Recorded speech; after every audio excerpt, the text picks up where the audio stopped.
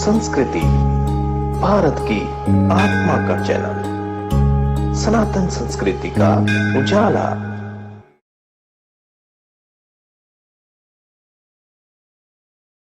देशी गाय एवं विदेशी गाय। देशी गाय की पीठ के ऊपर ककुद होता है, जिसे देशी भाषा में कंधा या काद कहा जाता है। अंग्रेजी में उसे हम्प कहते हैं। इस कंधे के अंदर सूर्य केतु नाड़ी होती है।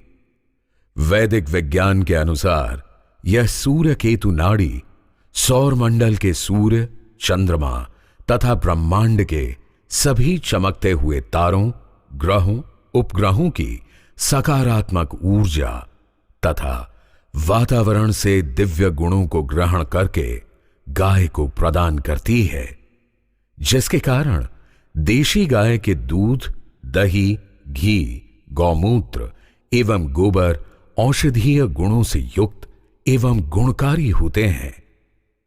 इसी नाड़ी के कारण देशी गाय के दूध, घी एवं गौमूत्र में स्वर्ण लवण पाए जाते हैं और वह स्वर्ण आभा से युक्त होते हैं। यही कारण है कि गौमूत्र को गौझरण अर्थात स्प्रिंग ऑफ नेक्टर यानी अमृत का झरना कहते हैं और गोबर को गो-बर अर्थात द ब्लेसिंग ऑफ काउ, गाय का वरदान कहते हैं। और इसके दूध में 6 प्रकार के विटामिन, 8 प्रकार के प्रोटीन, 25 प्रकार के खनिज लवण, 21 प्रकार के अमीनो एसिड, 4 प्रकार के फास्फोरस यौगिक, 2 प्रकार के ग्लूकोज इत्यादि महत्वपूर्ण पदार्थ पाए जाते हैं। ये कंधा या काद तथा सूर्य केतु नाड़ी विदेशी नस्ल की गायों में नहीं पाई जाती है, क्योंकि उनकी पीठ सपाट होती है। देशी गाय के सींग आमतौर पर लंबे एवं पिरामिड के आकार के होते हैं, जो वास्तविक तौर पर मजबूत बुनियाद का काम करते हैं एवं ब्रह्मांडीय तरंगों को ग्रहण कर उन्हें पंचगव्य के लिए सही ऊर्जा में परिवर्तित कर देते हैं, जबकि विदेशी नस्ल की गाय में सींग होते ही नहीं है। भारतीय देशी नस्ल की गाय का मुखमंडल गोलाकार होता है, जो दिखने में अच्छा लगता है, और विदेशी गाय का मुखमंडल चपटा होता है, जो दिखने में भद्दा लगता है। देशी गाय की आवाज मधुर एवं मनमोहक होती है, जबकि विदेशी गाय की आवाज करकरी एवं अप्रिय लगती है।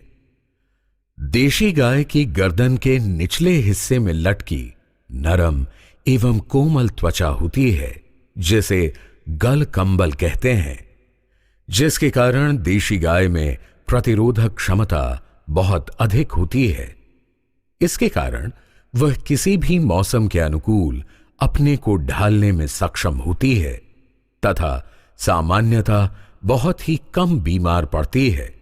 शारीरिक और मानसिक स्फूर्ति के कारण देशी गाय बगैर थके दूर तक विचरण करती है, जबकि विदेशी गाय की प्रतिरोधक क्षमता और शारीरिक स्फूर्ति बहुत कम होती है। इसे पालने के लिए विशेष व्यवस्थाएं करनी पड़ती हैं और ये जल्द ही बीमार होती है तथा दूर तक विचरण नहीं कर सकती। देशी गाय के शरीर में अंदरूनी ग्लैंड से तैलीय पदार्थ जैसी फिसलन निकलती रहती है, जिसके कारण देशी गाय कीट पतंगों व मक्खी मच्छरों जैसे जीवों से मुक्त रहती है, जिससे उनका शरीर साफ सुथरा रहता है। जबकि विदेशी गाय गंदी रहती है और मक्खी मच्छर व कीट पतंगे उसके चारों ओर भिन भिनाते रहते हैं। भारतीय देशी गाय देखने में चमकदार और तेजस्वी लगती है, जबकि विदेशी गाय डरावनी और गुस्सैली लगती है। देशी गाय की पीठ सुंदर और गोलाकार होती है, जबकि विदेशी गाय की पीठ कुछ अजीब सी कोणीय आकृति की होती है।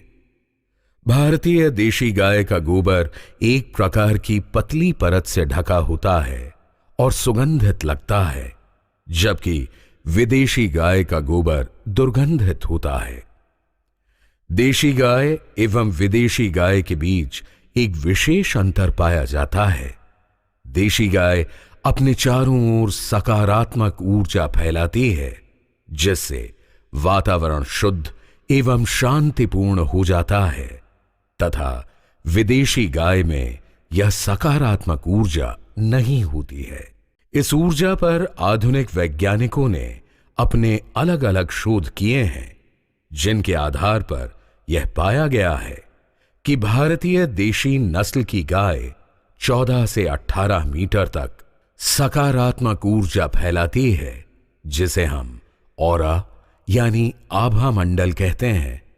शोध में यह भी पाया गया कि जब मनुष्य गाय पर प्रेम से हाथ फेरता है तथा उसकी परिक्रमा करता है, तो मनुष्य का भी ऑरा यानी आभा मंडल बढ़ जाता है, जबकि सामान्यतः मनुष्य का ऑरा 3 से 4 मीटर होता है।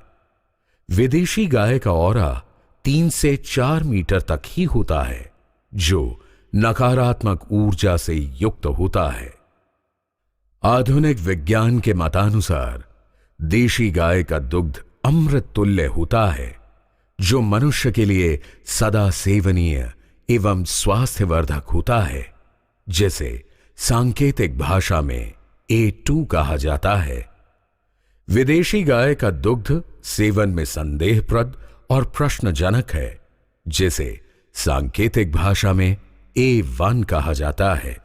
गायों को दूध देने वाला प्राणी मात्र समझकर अधिकाधिक दुग्ध दोहने के लालच में एक और क्रांति की गई, जिसे दुग्ध क्रांति या श्वेत क्रांति का नाम दिया गया। विभिन्न प्रकार के प्राणियों में आनुवांशिक परिवर्तन करके गाय जैसे अधिकाधिक दुग्ध उत्पादन करने वाले जर्सी हॉलिस्टन, फ्रिजियन आदि कई प्रकार के पशुओं को विदेशों से आयात करके भारत के किसानों में बांटा गया।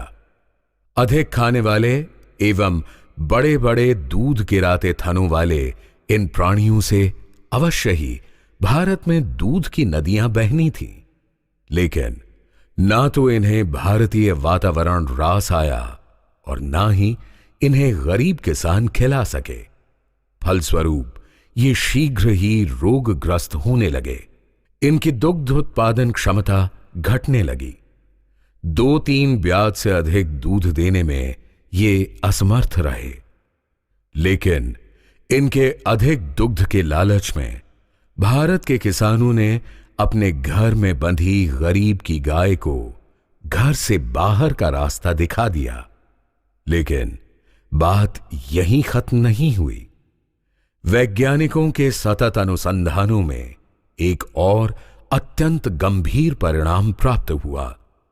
न्यूजीलैंड के वैज्ञानिक कीथ वुडफर्ड ने इस पर जब अपने शोध को डेविल इन द मिल्क के नाम से प्रकाशित किया, तो पूरी दुनिया सख्ते में आ गई। उन्होंने बताया कि आनुवांशिक परिवर्तन करके पैदा किए गए गाय जैसे पशुओं का दूध वास्तव में जहर है।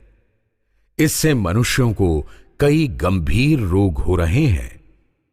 वास्तव में गाय के दूध की प्रोटीन श्रृंखला में 209 अमीनो एसिड होते हैं। इसमें 67वें स्थान पर जो अमीनो एसिड होता है उसे प्रोलिन कहते हैं। भारतीय देशी गाय के दूध में ये प्रोलिन अपने पड़ोसी 66वें स्थान पर स्थित आइसोल्यूसिन से बहुत ही दृढ़तापूर्वक जुड़ा रहता है। दूध को गर्म करने पर तथा मानव शरीर में इसके पाचन होने पर भी यह प्रोटीन श्रृंखला अटूट रहती है और मानव शरीर की रोग प्रतिरोधक क्षमता को बढ़ाकर उत्तम स्वास्थ्य प्रदान करती है। इसे A2 प्रकार का बीटा केसीन दुग्ध प्रोटीन कहते हैं। गौ वंश की नस्ल में किसी भी प्रकार के आनुवांशिक परिवर्तन यानी जेनेटिक चेंजेस के कारण जब 67वें स्थान पर स्थित प्रोलिन के स्थान पर हिस्टेडीन आ जाता है तो वह अपने पड़ोसी 66वें स्थान पर स्थित आइसोल्यूसिन से दृढ़तापूर्वक जुड़ता नहीं है। इसी कारण मानव शरीर में पाचन के दौरान यह प्रोटीन श्रृंखला टूट जाती है तथा 7 एमिनो एसिड की एक छोटी स्वतंत्र प्रोटीन श्रृंखला मानव शरीर में अपना अलग अस्तित्व बना लेती है।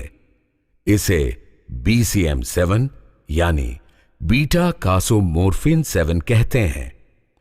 ये BCM7 मानव स्वास्थ्य के लिए अत्यंत घातक अफीम परिवार का एक नशीला तत्व है जो जर्सी फ्रिजियन आदि शंकर गाय के दूध में एक विषैला प्रोटीन बन जाता है जो मानव स्वास्थ्य पर अत्यंत हानिकारक प्रभाव डालता है। इसे A1 प्रकार का बीटा केसीन दुग्ध कहा जाता है। एक अध्ययन के अनुसार गाय की तरह दिखने वाले विदेशी नस्ल के पशुओं के 1 लीटर दूध में 24 से 32 ग्राम कुल प्रोटीन होते हैं, जिनमें 9 से 12 ग्राम जहरीला BCM7 मादक पदार्थ होता है, यानी कि चाय के 2 चम्मच के बराबर।